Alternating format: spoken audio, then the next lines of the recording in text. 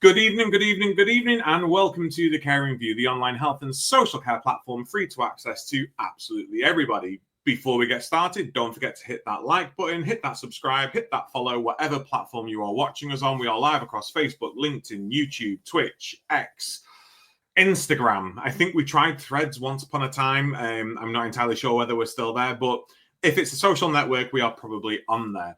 www.thecaringview.co.uk for all of our free resources. Please keep checking out our website because we have a brand new website coming soon, and we will have more details about that once it is live. And everything we do is completely free. The only reason we can keep this show free is for our fabulous sponsors. So without further ado, quick roll call. We have Prosperwell, the UK's leading digital marketing agency. If you don't get these websites straight away, don't worry, they will be running across the bottom of the screen for the entire show. We have Care Business Associates Training, CBAT. Please do go check them out. Also follow their founder, director, their god, Paul Blaine, on Instagram. He's usually in his underpants, showing off his new muscular physique. We have Attis Care by Attis Insurance Brokers for all of your comprehensive care coverage, and they do more than just insurance. They are there as a supporting line for people working in social care to guide you through some of those tricky waters. So please do go check them out. Log My Care, the intuitive care management platform, absolutely fab. I believe there is still a freemium version of that out there as well, so please do go check them out. And Florence, directly connecting care professionals and organizations with shifts and training.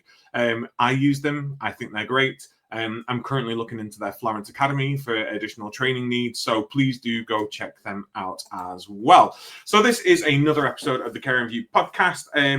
We're diving into an often overlooked yet essential aspect of care in nursing homes, in residential homes, in supported living, in home care, in any sort of care facility, and it's nutrition, mealtime, and the experiences at mealtime as well. Now, did you know around 30% of nursing home residents are malnourished, and around 60% face challenges like poor appetite, difficulty eating, and usually due to conditions like dementia, limited mobility, aphasia, from other health conditions that they might have had, strokes, or even disabilities.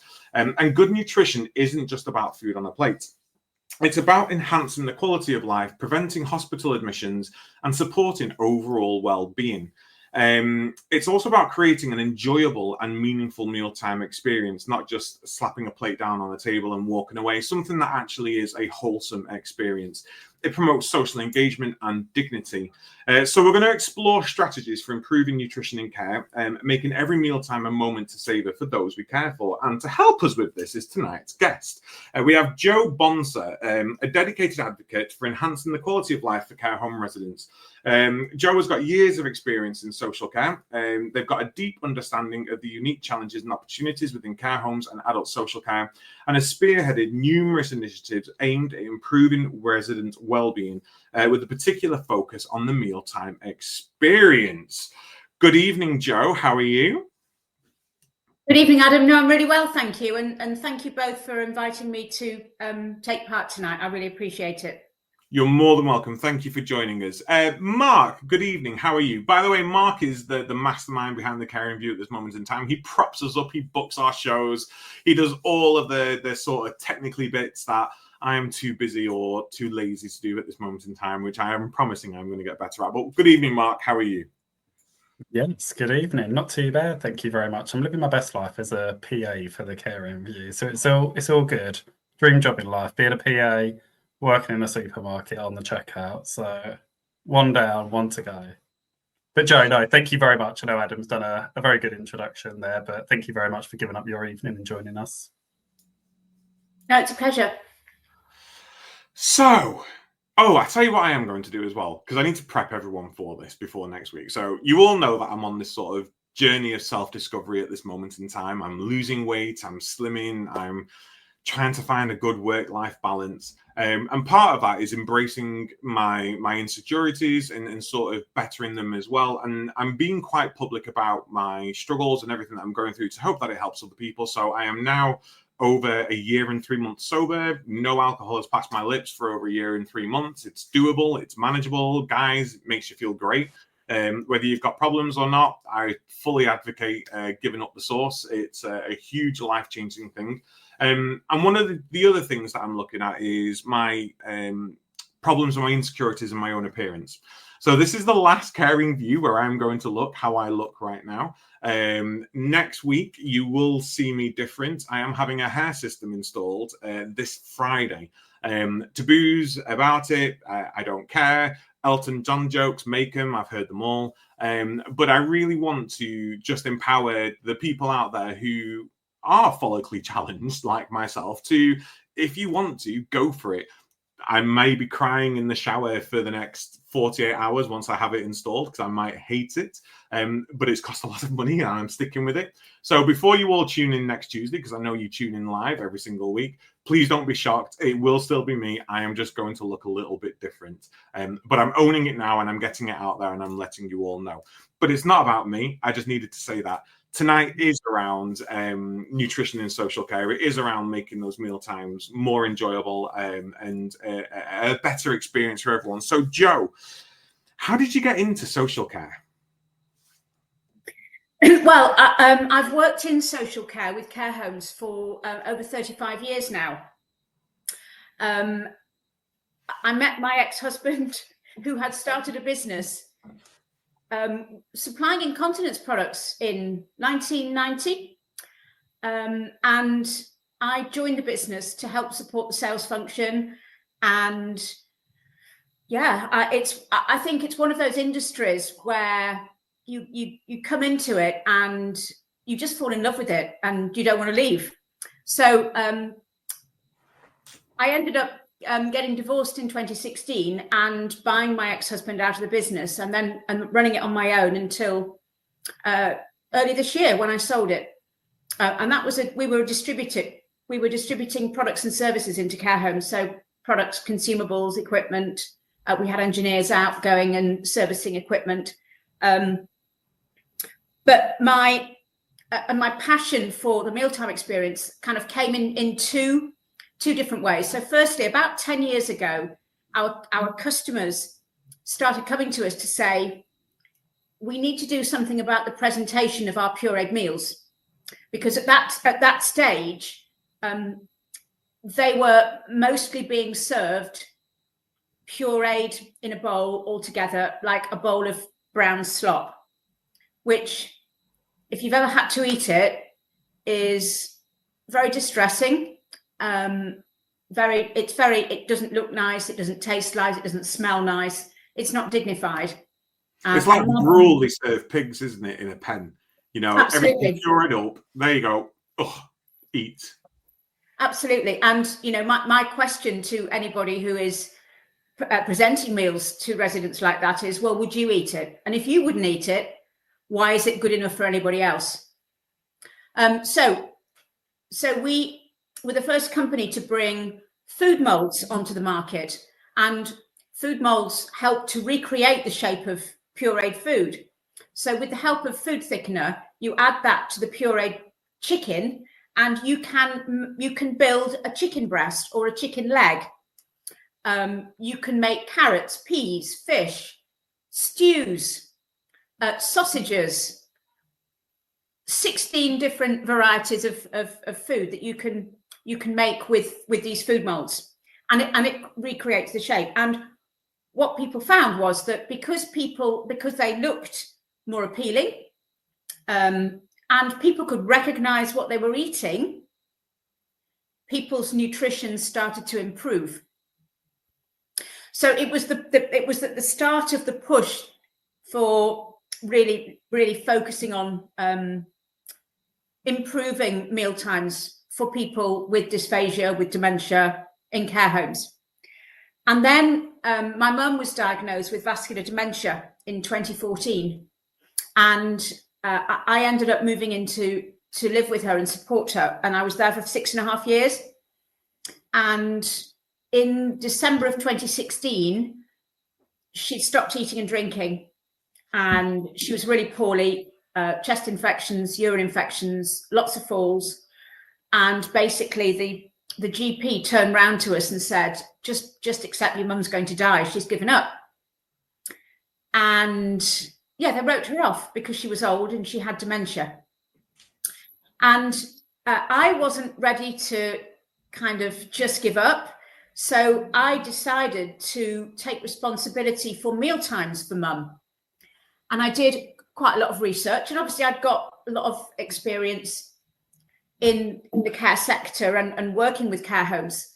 And I did mealtime observations with her. I tweaked and changed how meals were presented, what a mealtime was like for her. And after a few weeks, she started to eat again independently. And she lived for another 4.5 years. Wow. And she had a really, and it was a good quality of life. We had our ups and downs, but it was an amazing transformation. And we absolutely, the word is gone. Whatever the care professional said, we achieved a really different outcome for mum that was much more positive. And seeing mum's transformation kind of, it inspired me to want to help other people who were also in the same position and who might be struggling. So I wrote a free guide in 2017 called My Dignified Dining Solutions Guide. And it just, in it, I addressed all the challenges that we'd faced with mum and how we'd overcome these challenges. And I included lots of best practice tips, advice, and some equipment that we sold at the time that would help give better outcomes at mealtimes. And that's where my journey started. There's definitely, and I think it's an incredible journey that you've been on. And all I can express is sympathy for your experience that you had with your mum. There is definitely this element of it's just too hard, isn't it? It's just too much work. Let's just, they're at the age where does it matter now? Let's just let them go, and that's that. And there isn't that like dignified dining. There isn't that dignity in the support for people coming to that part of their life, and not really just for people at that age. It's for anyone really who has gone through a brain injury, who has suddenly lost their ability to eat like they would normally do. Strokes affect anyone at any age. Dementia affects anyone at any age. It's all about just treating everyone with that level of dignity. Mark. Yes. Sorry, I was trying to search for your guide to share it into the comments, but I will definitely do that in a minute. No, thank you for sharing your experiences, Joe. And obviously you spoke there around some of the things that you tried with your mum to get her to eat again. I'm assuming that it wasn't, you didn't try one thing and then that worked. I'm presuming that it was a lot of trial and error, a lot of work with the carers, presumably still with the carers. Are you able to talk about kind of what that process looked like, how you involved the carers? Did you involve the carers, or was it a case that actually you had to take that on yourself?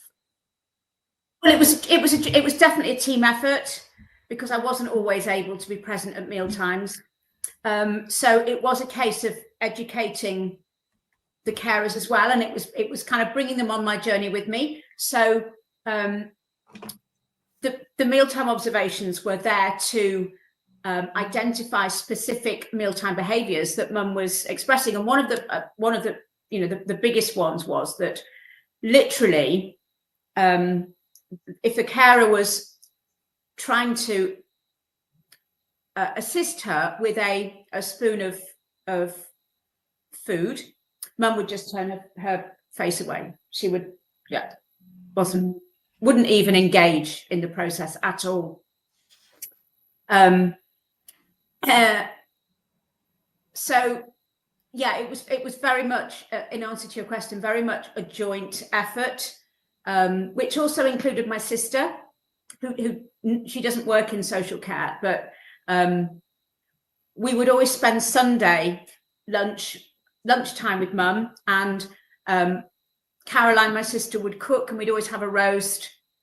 Hopefully mum was, we could get mum to have a roast dinner, because that was very, that was, using reminiscence, that was a very big part of our, growing up, when mum was a wonderful cook and loved to cook and cook for loads of people. So having a traditional Sunday lunch as a family was very important for us and for her, and kind of helped her to engage in the mealtime experience in that way. Sorry, Mark. No, go on. I was going to say just about that. Actually, it's the smells as well from the food while it's cooking, being surrounded by people. Because I think, definitely from my experience of the care home, the kitchen door would be shut because of the health and safety, because of the risks and whatnot. And actually, then it's just trapped in that one room. Quite often, those residents actually aren't anywhere near the kitchen. They're either, I've never worked in older people's services, but learning disabilities, they'd be out and about while the food was cooking. Then they would come home and the meal would just be ready and there. But actually, getting people involved, it's a bit like children, isn't it? Actually, when they don't want to eat it, but when they've made it themselves, they do want to eat it. Sorry, Yeah. Adam, go on. No, I was going to say, no, totally on that same vein. So in my house, I have a kitchen dining room. So my dining room is in the kitchen because I believe it's the heart of the house. Food is the fuel of the body. It's the soul that we all have. And I will have a dinner party at mine and I will cook for 7 hours straight. And everyone goes, oh, but it's 7 hours for 30 minutes of a dinner. And I was like, no, it's 7 hours of cooking together and an experience and fun and being involved and learning where your food's come from and seeing it from end to end. And it makes that actual 30 minutes of sitting down and having your dinner that much more enjoyable, because you've gone through that process. You appreciate every part of it because you've been involved in it. And it is those smells. It is that reminiscence of, well, actually, this is what I used to like, so I still want to be able to have that. If you say to someone, do you want a sandwich? Yeah, of course. If someone gave me a cheese sandwich, I would not eat it. I do not like cheese sandwiches. I would very much like a salad sandwich or a tuna sandwich or an egg sandwich, because that's what I relate to. So it's around that reminiscence, but also that person-centered approach of what is important to you, what has been the food that you want all your life. One of the things that we did was to create a day routine for mum. So the time that she would like to get up and what she liked for breakfast and how she liked it doing. So when you talk about the person-centered approach, then very much kind of we had that as a document that was shared with all of mum's carers and was kind of, it was put, I think it was on the fridge actually, if I remember rightly, so that everybody could familiarize themselves with, this is how mum likes things doing. Mum was she was a very proud, independent lady. And I think one of the issues was that she didn't like being fed. And I use that word, it's one of my swear words, because I absolutely can't bear the idea that people are being fed, people are feeding in care homes. We're not at the zoo, it's not feeding time. We're assisting people, we're supporting people at mealtimes. No, 100%. And language is so important. Mark and I have spoken about this quite a lot. Even down to when you see people writing the notes, I spoke to. No, you had a conversation with. You had a conversation with. It's all around those elements of language, which sound trivial, but actually are super important around the empowerment and the independence of people. I just want to ask one more question before we move on from this. And as a provider and as someone who's worked in social care for sort of 15, 16 years, I have met carers, I've met managers throughout my journey who have gone, those are notes from the family. They're totally anal. It's just, they're so interfering. It's all these notes and this is how they, blah, blah, blah, blah, blah. They won't leave it alone. And they missed that point that actually the family know the person best. The family know that individual best. And for families who do come in quite a lot and then maybe have to miss a day, they've got their own lives that they need to be going on with, then struggle to get that reassurance that actually that routine is still in place when they're not there. So when you were a carer for your mum, how did you get that reassurance from the home that actually when you weren't there, her likes, her wishes were still being followed? Well, she wasn't in a home, she was at home. Oh, okay. So she lived at home, and she stayed at home. We were able to keep her at home. It was quite challenging, but we kept her at home, and she died at home, which was her wish. And actually, I lived on site. So Mum lived in the main house, and I lived in the granny flat. So, I mean, I did actually look after her full time for 3 months, and then realised I couldn't do that and run a business. So we had live-in carers come in, but I was still living there, so I was able to pop in and ensure that her wishes were being carried out. They weren't always, and you know, we did. I have some fairly horrendous stories about a couple of carers that we had to ask to leave for various reasons, but generally I was able to be there, either myself or my sister, to ensure that Mum was getting person-centered care. And actually the carers were, the majority of them were really good. Good. And took on what I was trying to help them achieve in terms of mealtimes. I was just going to say, I think a lot of the time, actually, if you haven't got a very detailed care plan, that actually the carer has nothing to go by. So actually, if you've got family that are involved, actually sometimes that can be a help, because actually it just guides them, especially if all the care plan says is support the person to eat or support the person to drink. And I want to just touch on, you spoke about the care plan earlier. Just in your opinion, based on kind of that lived experience of supporting your mum and some of the work that you've done with care services, what do you think should be in the care plan? Is there such a thing as too much detail, or should there be more detail? What would you recommend to anybody thinking, oh, actually, I'd love to improve our care planning? From start to finish, even before mealtimes begin, I think you need to think about every element of the choices that people are given. And that will include things like, which are really important, where would they like to sit? Where do they like to have their meal? Obviously, we do encourage the social environment, and that's really important, particularly for people who live with dementia, because they can thrive on social contact and positive encouragement to eat. But there are also people who, for whatever reason, may choose to eat in their own room.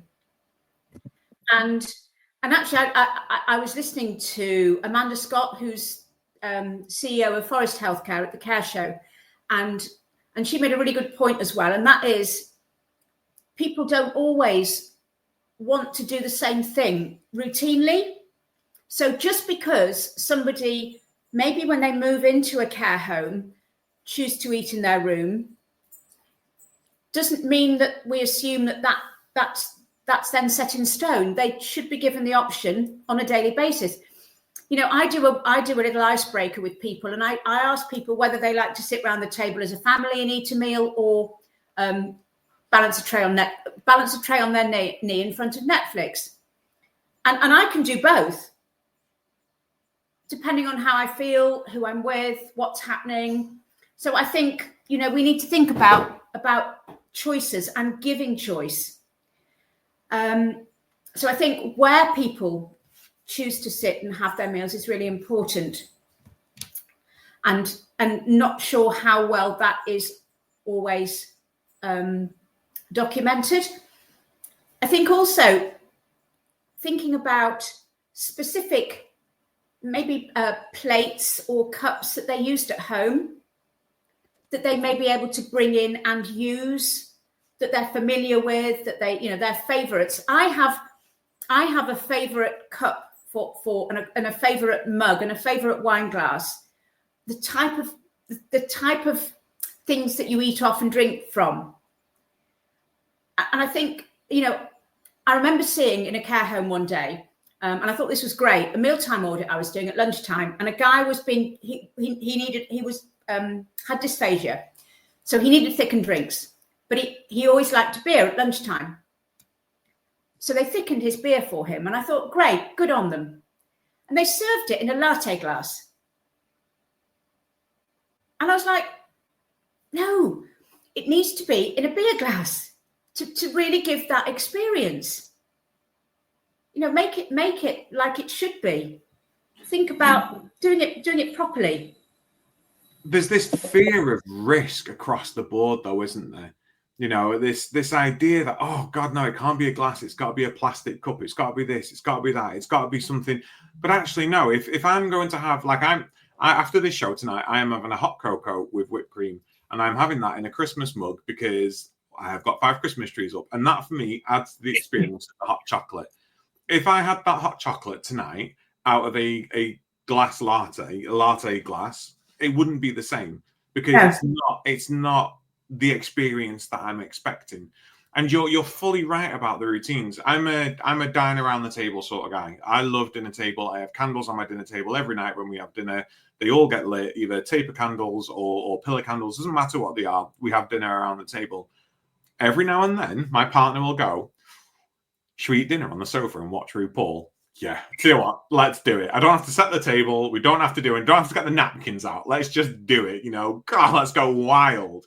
And we sit there on the floor because we don't want to get it on the new sofa. But it is about that ability to shake those routines up. We don't want to become institutionalized. And it is around, again, coming down to that element of consent, where just because someone's consented for us to support them with their care doesn't mean that they're going to give it every day. They might not want it the same way that day. They might not actually want to have a wash that day. It doesn't mean they're having self-neglect. It could be a Sunday and they just don't want to get out of bed. And we've got to be able to treat people with that ability to make those individual choices, but also we need to be able to take those positive risks as well and really enhance the living experience for people, like you say, by using their own crockery or cutlery, or making sure that their chosen drinks are given to them in a way that actually is meaningful for the drink. I think it's hugely important. Mark, I think I cut you off. No, absolutely. I think sometimes it's a lack of awareness, because I don't feel like actually the dining experience is training that necessarily is given routines. Thinking back then around, actually they made him that beer but then put it in a latte glass. Actually, was that the carer just grabbing a glass thinking, oh, it just needs to go in a glass? Was that lack of awareness of actually that it's a beer and not thinking it should go in a beer glass? And I definitely think that actually, I'm thinking back about my career, and I've worked in social care for since I was 17. I'm now 36, and I'll let everybody do the maths. But I've never ever had training in terms of what you're discussing, and I was looking at your website and bits and pieces. And actually, it probably should be something that is set in stone as some kind of training, because actually, like we've discussed right at the beginning, the impact it can make, and in your mum's experience, was 4 years longer than what actually the healthcare professionals were saying that it was.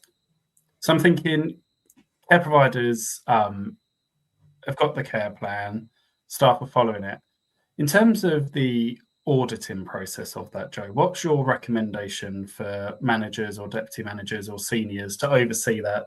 Should they be auditing that on a day-to-day basis, on an ad hoc basis? What would you recommend for care providers? Well, I think the first thing that I always say is that I think in order for the mealtime experience to be, really positive throughout a home, it has to be a whole home approach. And that includes management, catering teams, kitchen staff, and care teams. Because if one of those areas if one of those teams is not involved or is not on board, then it all falls down.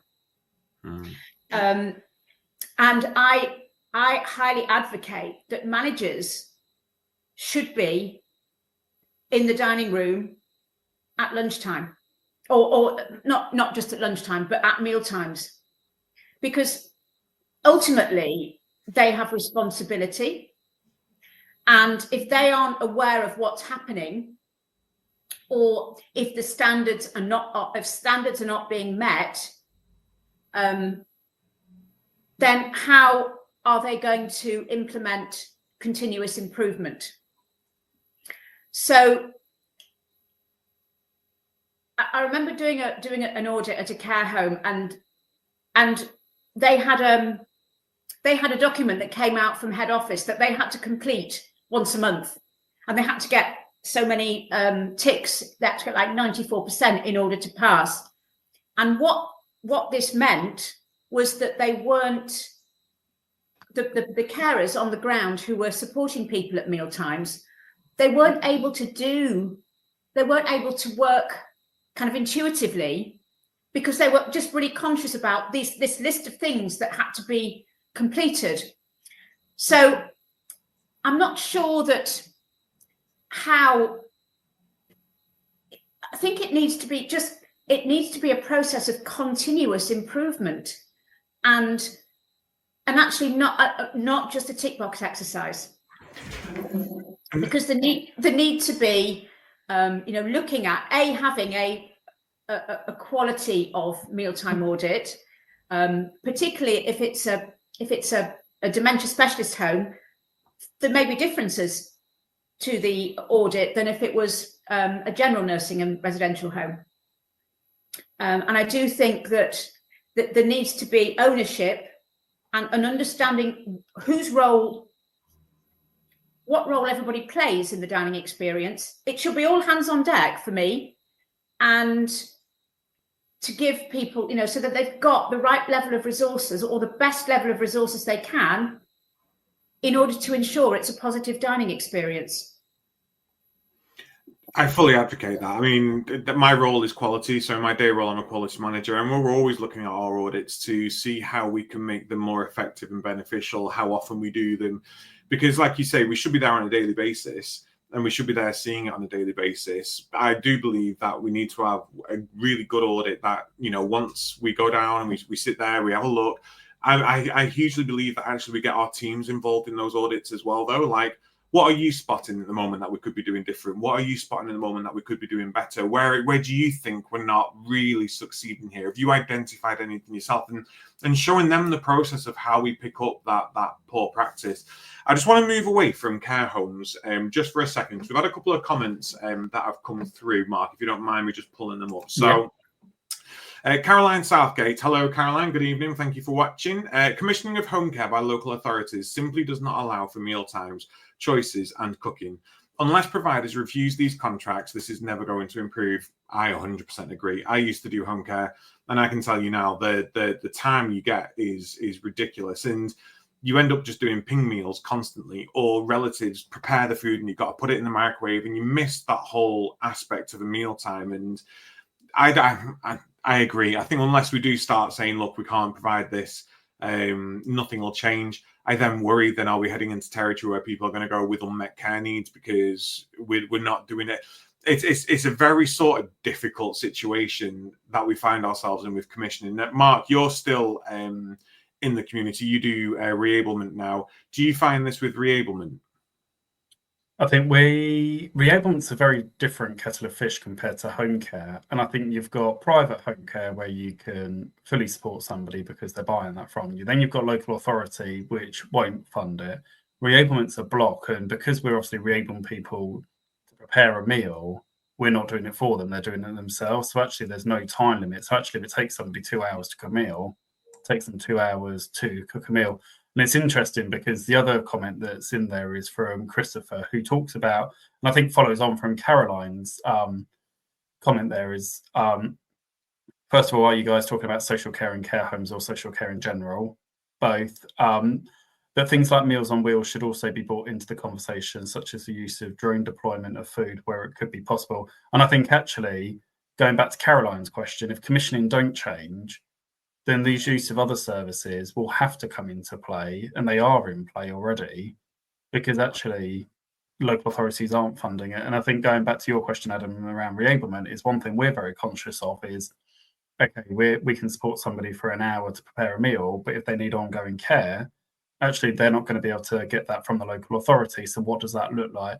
And a lot of the time it is actually signposting to Meals on Wheels, Wiltshire Farm Foods, whichever service it is, the neighbour, family, yeah, I'd be interested to know more about the drone deployment of food. And it'll be interesting, I think, actually, just kind of as I said that, as kind of the generation and the technology kind of shifts, is actually will we see more people ordering food from Just Eat or any of the others, Uber Eats, because actually it's easier, probably actually work out cheaper to do that than it would to fund some care in the future, depending on kind of the cost of food and the app and bits and pieces. But yeah, definitely various different models that could come into play. Joe, interested to kind of hear your thoughts on that. Well, I know, I get, I've heard it so many times, the challenge that there is in dom care around mealtimes and having the time to sit with the resident. I've had a lady contact me today with just that same challenge. I know that I believe there's a lady in the Outstanding Society. Is it Caroline Kosh? Oh, I love Caroline. Caroline's a neighbour of mine up in Blackpool. Actually, not like a neighbour, but like she's down the road compared to most people in social care who are all over the shop. Yeah, Caroline's fab. Clifton Home Care. Big shout out to Clifton Home Care. That's it. Now she, because I write about dining and the different aspects of the dining experience, and I know that she came back on one of the topics to say that they had found some innovative ways to help with the time factor of meal times.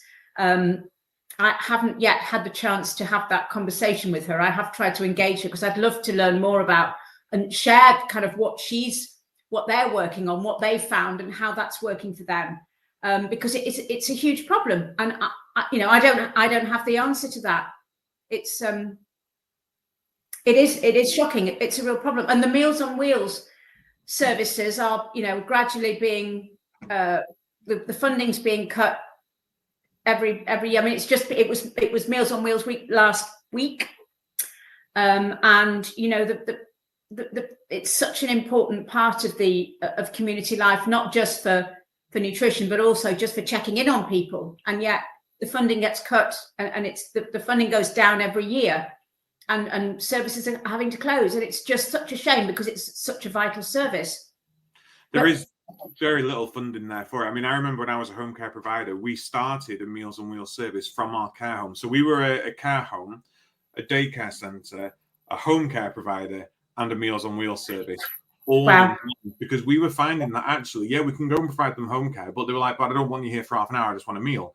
Or I want a meal, but I want something freshly cooked, I don't want a ping meal. So we were sending out a hot meal to meet the carer while they were there. So actually they got that home cooked meal and they got that experience, and then that ongoing support that Meals on Wheels can't provide, but there is no funding for it. And Mark, I think you've just hit a business model there that could do wonders. Imagine if in every area on Just Eat, there was a sort of Meals on Wheels service for people with different dietary needs.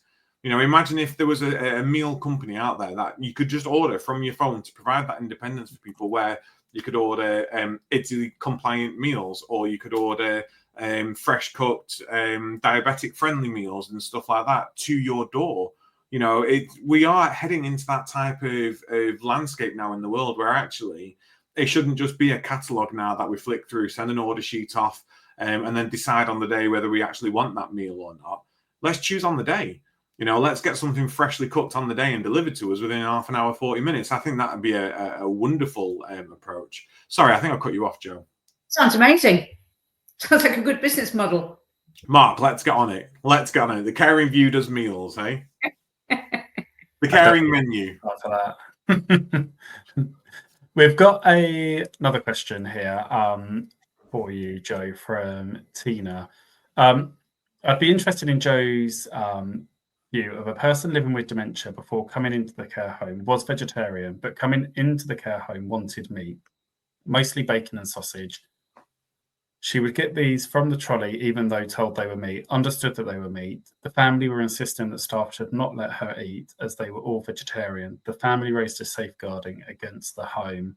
I feel like this scenario is probably quite common within care homes, whether it's the person's just changed their mind, whether it's from a religious point of view. But yeah, Joe, interested to kind of hear your thoughts. Well, particularly for people who live with dementia, as the disease progresses, their tastes change, and it is quite common that people can start to like and want to eat foods that they haven't eaten previously, and the other way around, suddenly don't like or choose to eat foods that they've enjoyed previously, just as their taste, their senses can change. So I think if that capacity, surely it's their choice. I agree. I would definitely think so, especially if they've got capacity.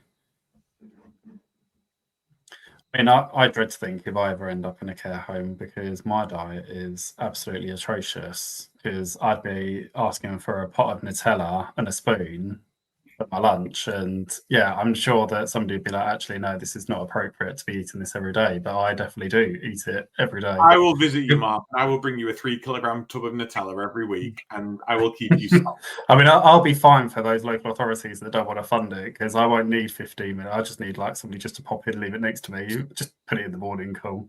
We've got lots of other questions coming in.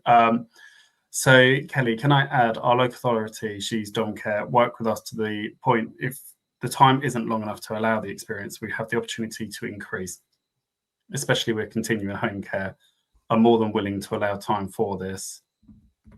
Is someone with for this if the person has advanced dementia. However, saying this, the majority of our client base is private, but again, we have the support to increase should we need. We cook meals from scratch, and several of the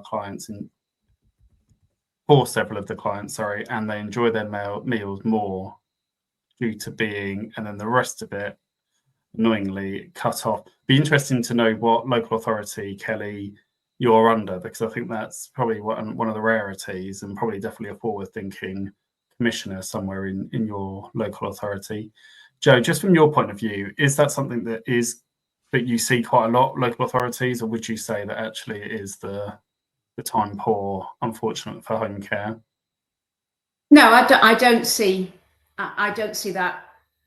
I think that is exceptional, and it's brilliant to see. But if they could only join up in their thinking and their care, because the result of somebody not getting enough nourishment will be they need to be admitted to hospital potentially, and then look at the costs that are involved there. So yeah, it's really frustrating, because it looks like it's different budgets and different pots of money, and people are not having that joined up thinking about, well, actually, if we only could allow an extra 15 minutes or whatever that would allow for an improved mealtime experience and improved nutrition, that the complications could be just reduce massively.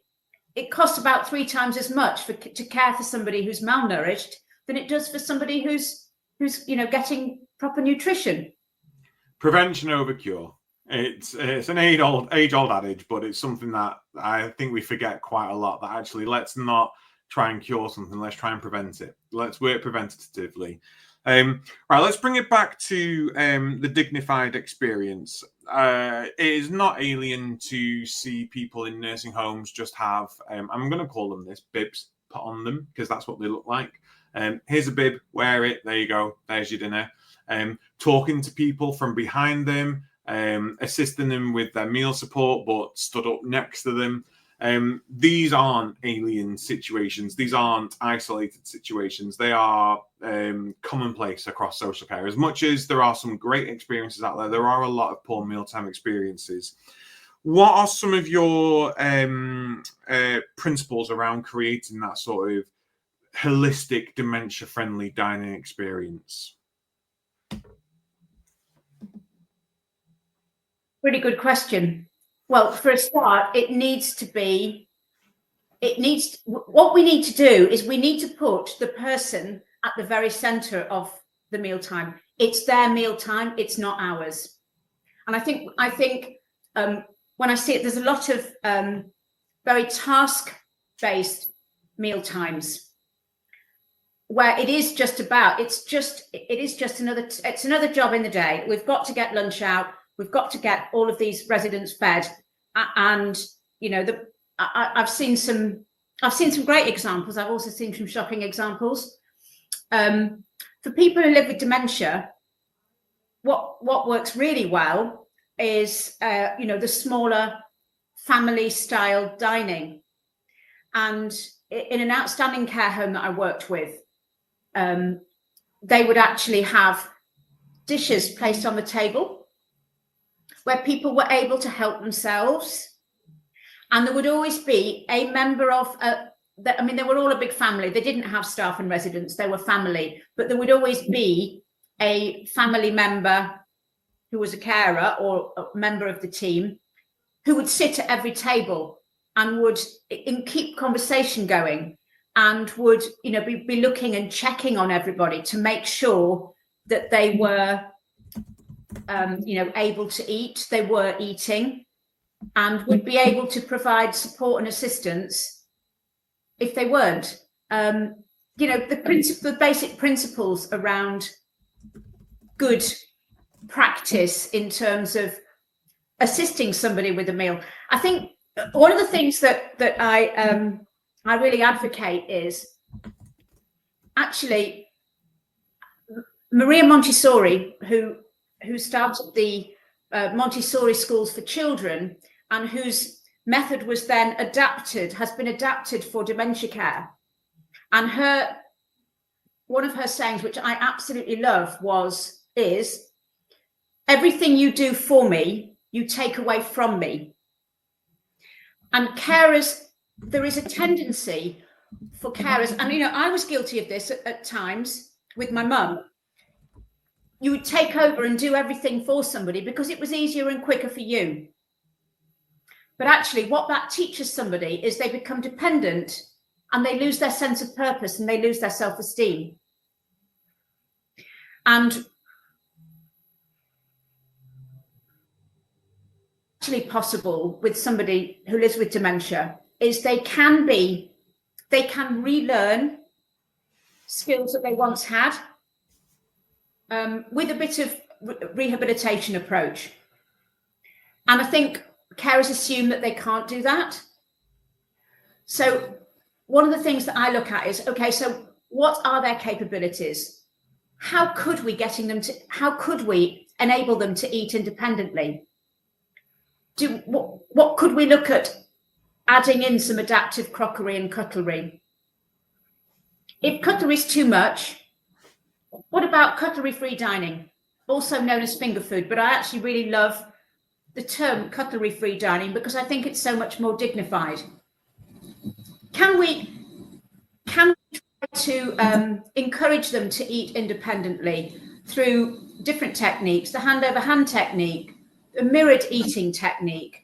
There are lots of ways that we can encourage people to stay independent, and that gives them much more sense of purpose, self-esteem, and improved nutrition because they get more enjoyment out of it, as you said earlier, Adam, because they're involved.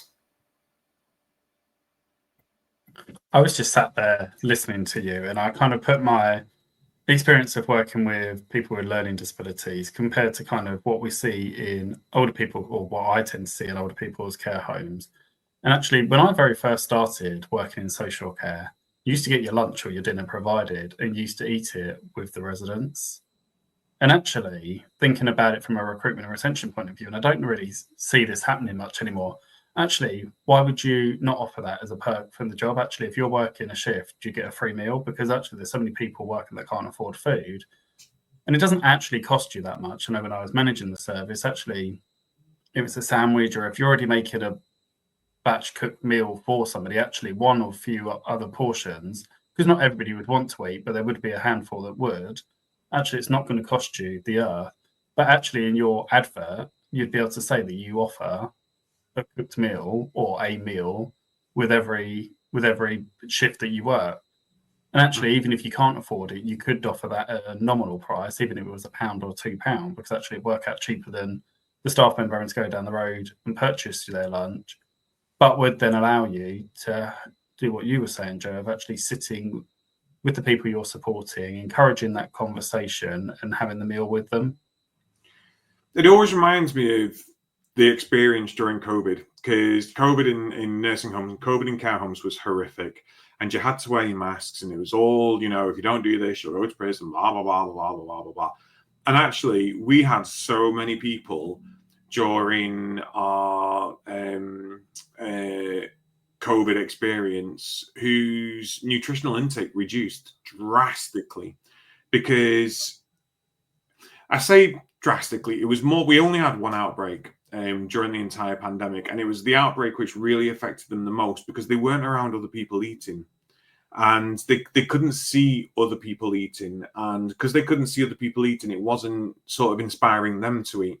And it got to a point where I would literally, during the outbreak, I thought, I'm the last man standing now, mask off, and I would literally go into these residents' room and I would eat with them, because that got them, oh, you're eating, I'll eat. I get what you're talking about now. I understand it.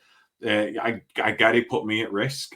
I'm the healthiest sort of person, so I was happy to take that risk. What I wasn't happy about was the fact that these people had automatically lost one of those visual cues of what mealtime was all about. And actually, people sitting down together and sharing that experience together is really important. And that's why it saddens me when, you'll see in some homes, or whether it's on Panorama, residents sat at a table on their own and like, well, they're not eating because everyone else has been moved away. But then why is that? Because they're not going to eat. They've not got that sort of inspiration. Or you'll see one resident being served their meal first. Let's get all the ITSY meals done first.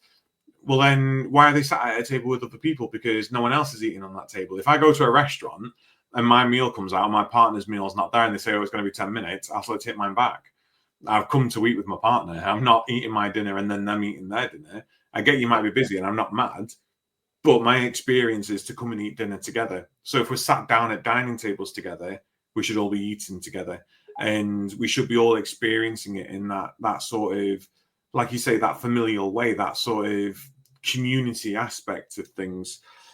I have a huge thing around communication during mealtimes being interrupted with medication rounds, someone in the middle of eating and is like, we'll take a tablet at the same time, not talking, not making those eye contact with people. I have to give a big shout out to one of my nursing homes that I oversee. They have what they call show plates.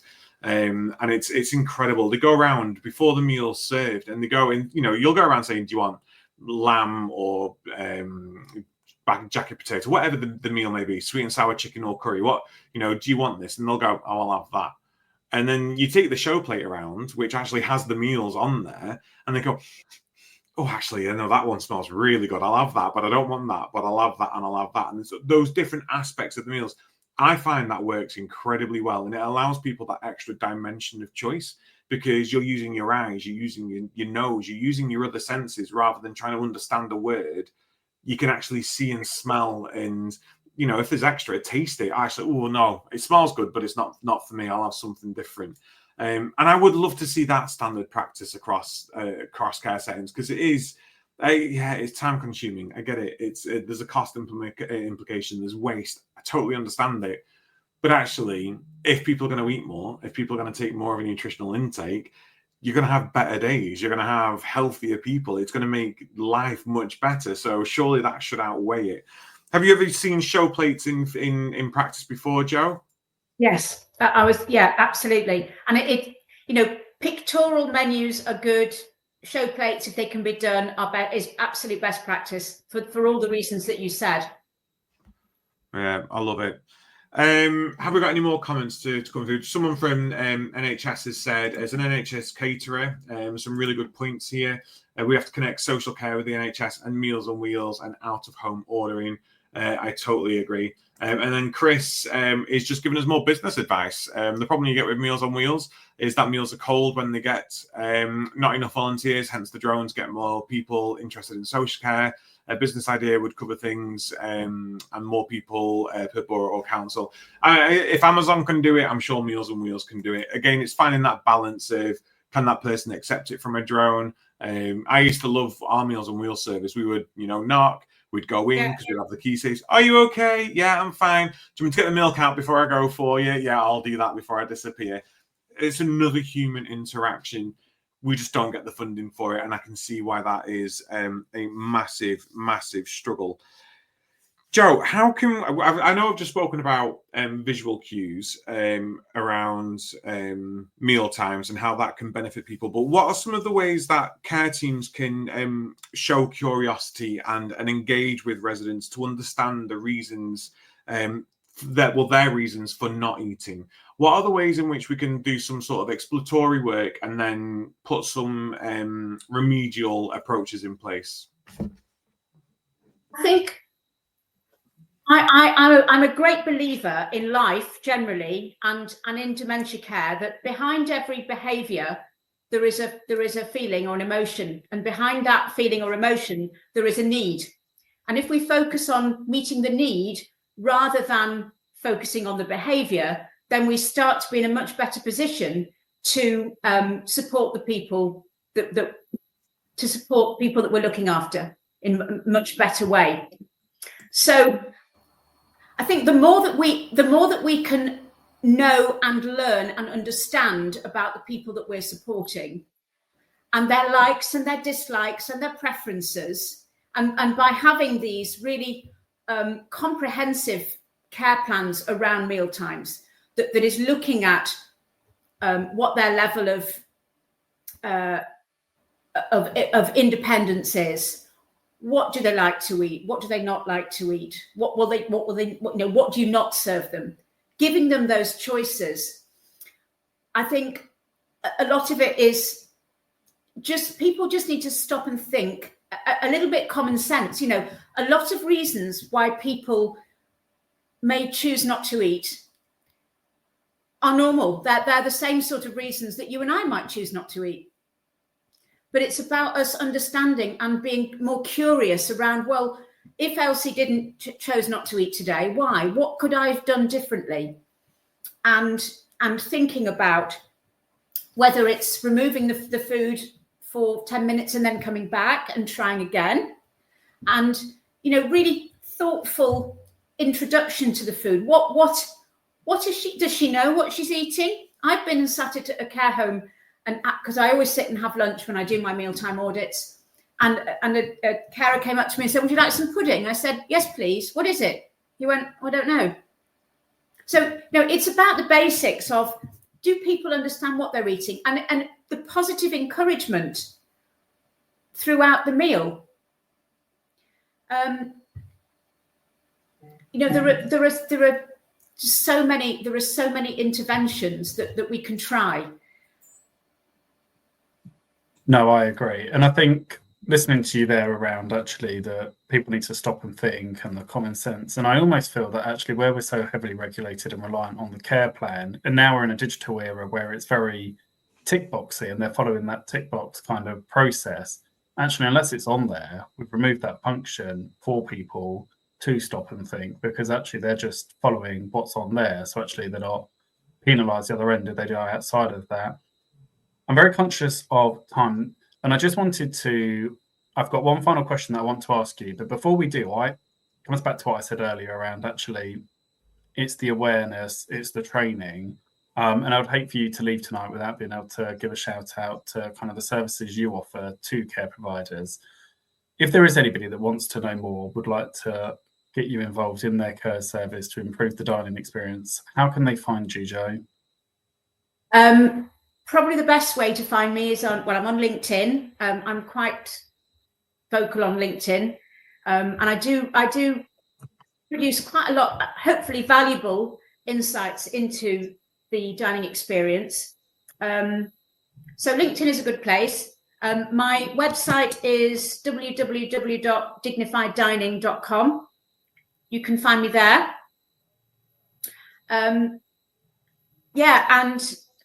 And actually, I'm throughout the years that I've worked in the care sector, I think I've developed a passion for finding solutions to people's challenges, and I am taking that into my new business with Dignified Dining. So I recognised last year when I wrote an article called "What to Do When a Person Living with Dementia Chooses Not to Eat." And the response that I got to that made me realise that that is a topic. It's a huge challenge. It's one of the biggest challenges faced. It's one of the most common mealtime behaviours observed is choosing not to eat or refusal to eat. So I'm putting quite a lot of effort and resources around the interventions and rethinking what we do, how we can do it, and providing training resources around what to do when a person living with dementia chooses not to eat. Because I think a lot of it is about the carer delivery and about giving the carers and the people who are delivering and supporting at mealtimes the right level of skills and knowledge to be able to overcome objections. No, absolutely. Thank you very much. And I think one of those things is also, and I think you do it really well on LinkedIn and in your posts, is actually around the awareness. And I've got a question. It'll be interesting to know just in the comments. So please do be honest. But it's actually the UK Malnutrition Awareness Week. Yeah. Now, compared to other awareness weeks that are kind of plastered all over the shop and they're really advertised, probably very different for you, Joe. I personally haven't seen much around that in the build up to it in terms of resources and bits and pieces.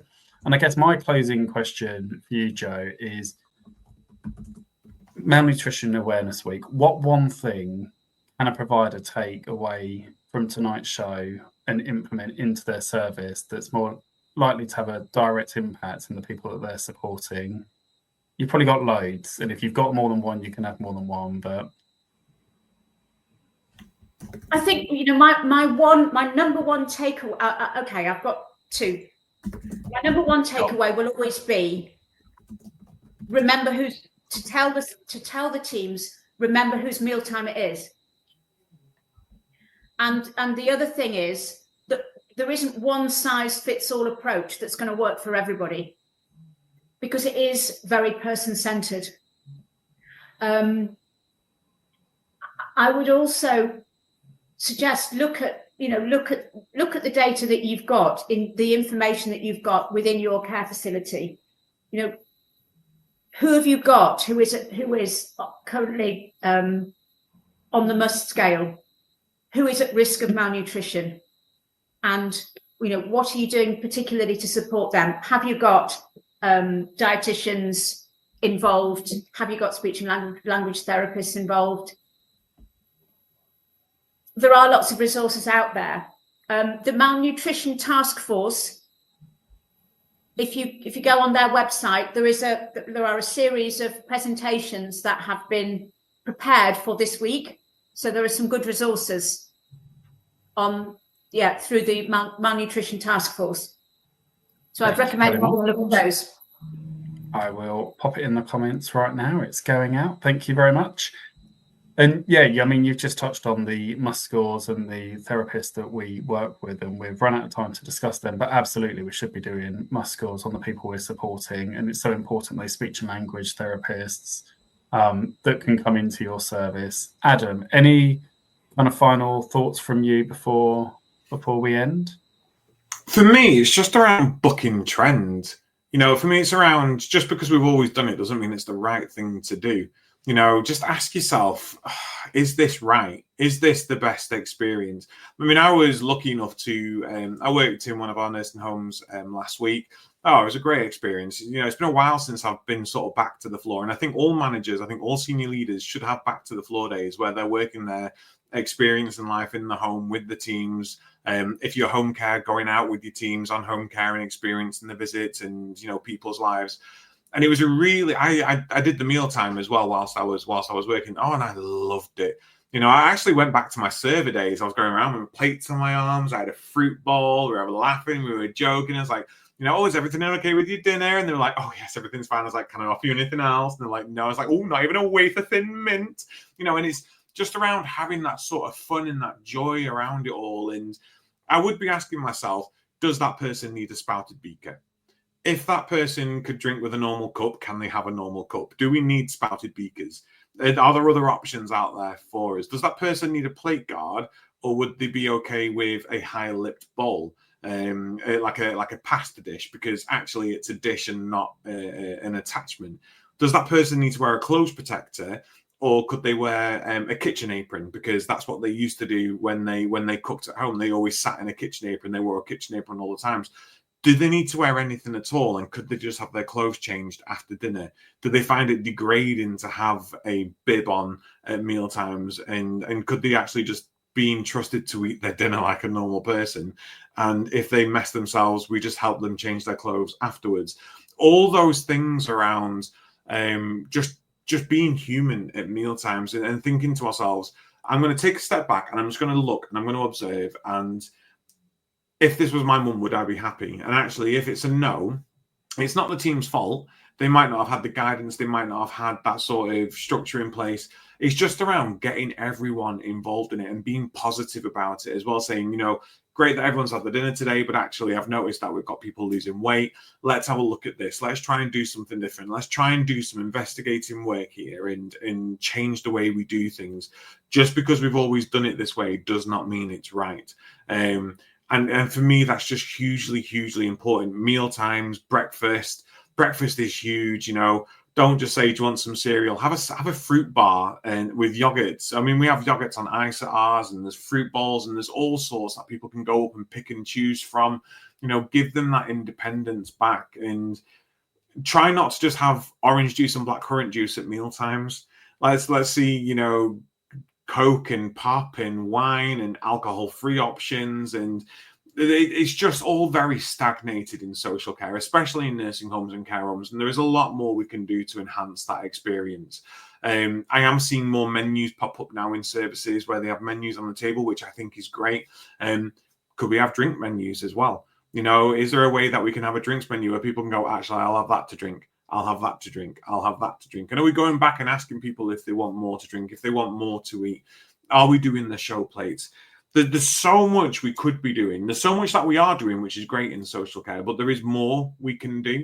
And meal times, lunch doesn't have to just be 12 till 1:30. Lunch could be 12 till 2:30. It doesn't really matter what time we have that lunch or how long it goes on for, as long as people have the support they need during that experience. You know, it's got to be a life-enhancing, a life-enriching experience. Think of yourself at home. And if actually, maybe this is something we can practice self-care-wise at home is, I know I've sat here and said that I will have dinner around the dining table and I will put candles on my dining table every night. We have place settings, we have napkins, and we have laundered napkins at home. Not because I'm a snob, but I think it adds something to it. I think it's a lovely experience.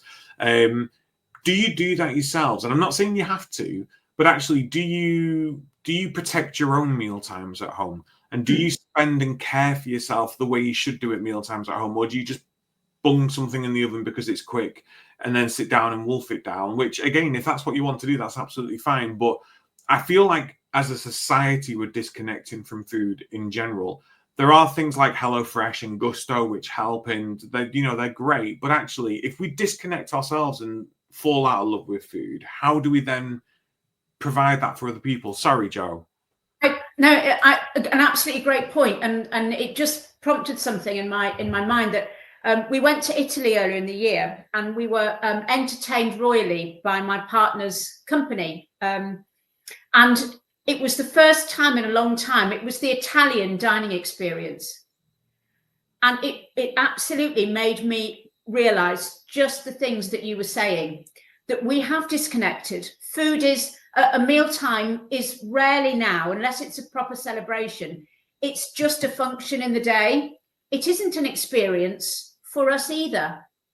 I think for a lot of people, but actually going to Italy and they brought their kids with them, and it was 2.5, 3 hours, and it was just nibbles, and it was social, and it was wine, and it was just lovely, and it really felt very different.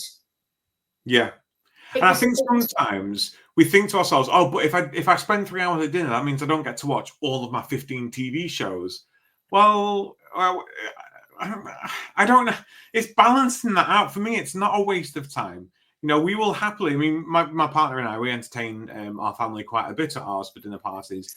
And we go, when we have family round for dinner, and it is 3, 4, 5 courses with entrees and appetizers and all sorts. And yes, we were lucky. We don't work weekends. We can do that, and we don't work weekends as a rule. I do, and he does, but we can make that time. But it is just around figuring out what's important in life now.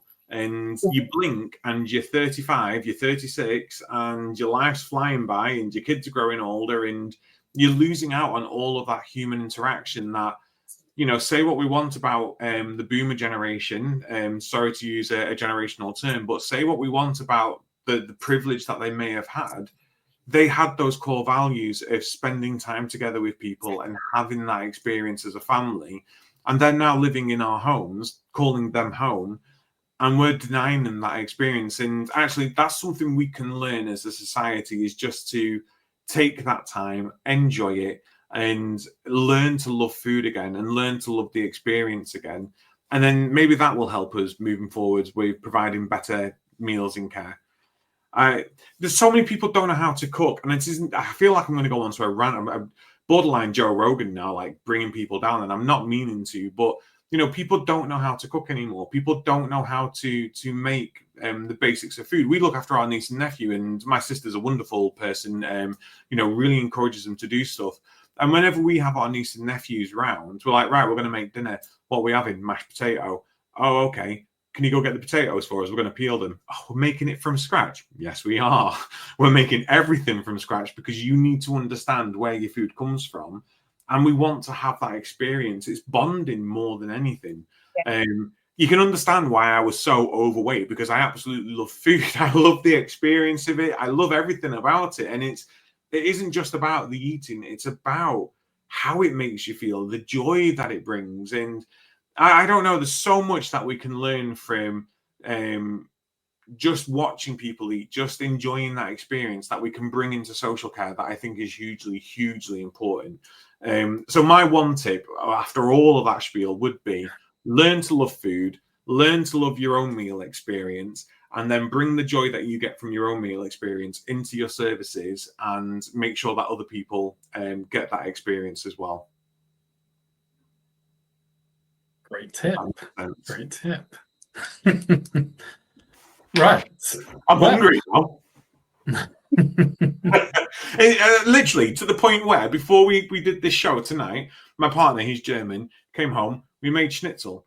You know, literally I had 45 minutes from him getting home to doing this show. We made schnitzel tonight with vegetables, homemade schnitzel. We sat down around the dining table, had dinner together, and then I came up and did my show. I could have easily gone out and just picked something up quickly, or, you know, grabbed something from the fridge and shoved it in my face. But it was that experience. And actually it's that, oh, we've had dinner together tonight. We've had that experience. We've had that connection. I can go on my evening now knowing that my soul has been fed, you know, through food and through interaction. It's hugely, hugely important.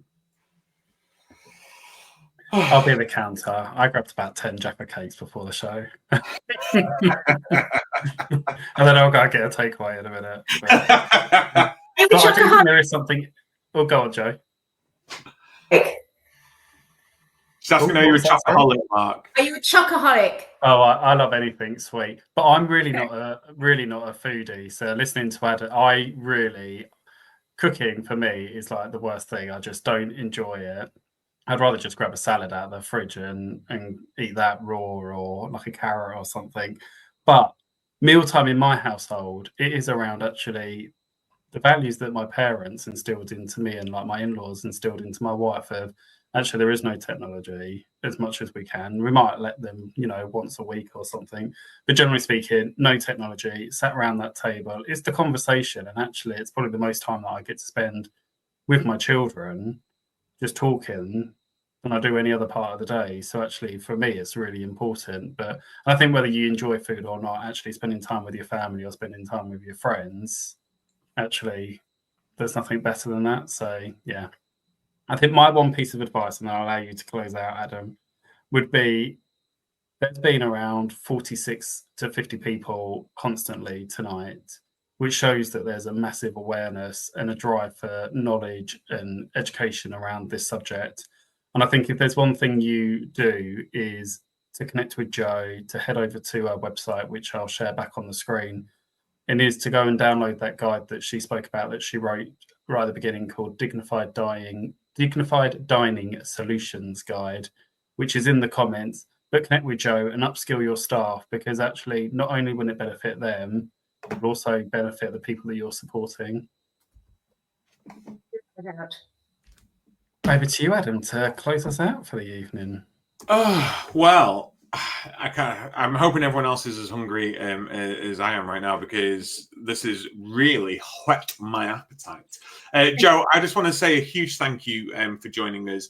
As always, we get to the end of an episode, we always think, well, actually, there's a lot more that we can talk about, and there is a lot more that we can talk about. The conversation doesn't stop now. The conversation needs to keep going. Please go follow Joe on LinkedIn, follow Joe's blogs and Joe's endless wisdom and knowledge. It is Malnutrition Week. Do go check out the Malnutrition Task Force.